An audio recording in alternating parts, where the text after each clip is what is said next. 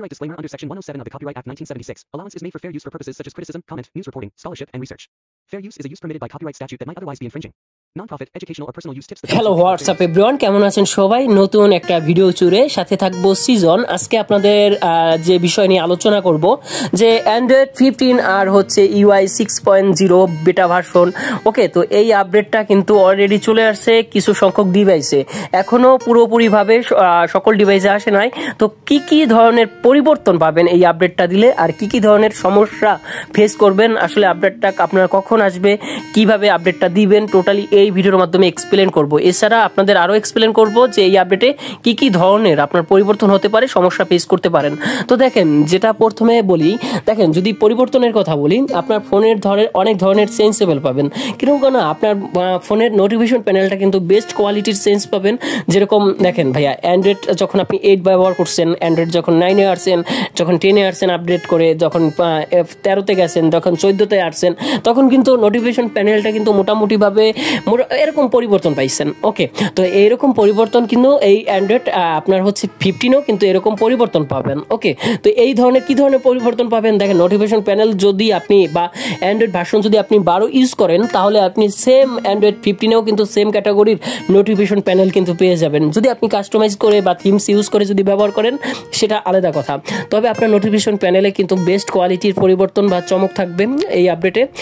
আর আরেকটা কথা, যে এই আপডেটটা দিলে কিন্তু আপনার স্যাটেলাইটের সাথে একটা কানেক্টিভিটি থাকবে।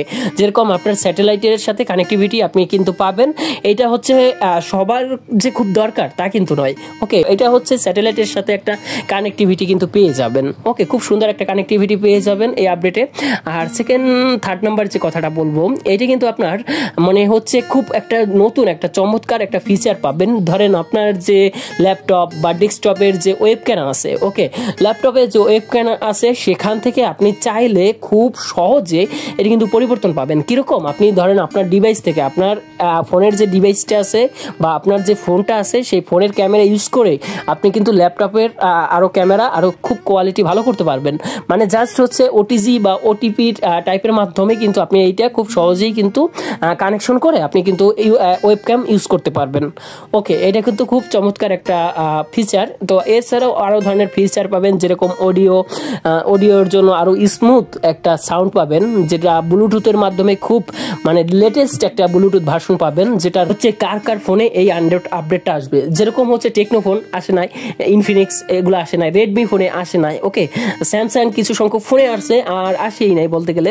তো যাই হোক না কেন, এই সকল ফোনে আপনার কিভাবে খুব দ্রুত আসবে। তো দেখেন ভাইয়া, এই আপডেটটা পুরোপুরিভাবে লঞ্চ করবে হচ্ছে আগস্ট থেকে, আপনার আগস্ট, সেপ্টেম্বর আর অক্টোবরের মাসে পুরোপুরি সকল ডিভাইসে কিন্তু চলে আসবে, যেগুলো হচ্ছে আপডেট ডিভাইস।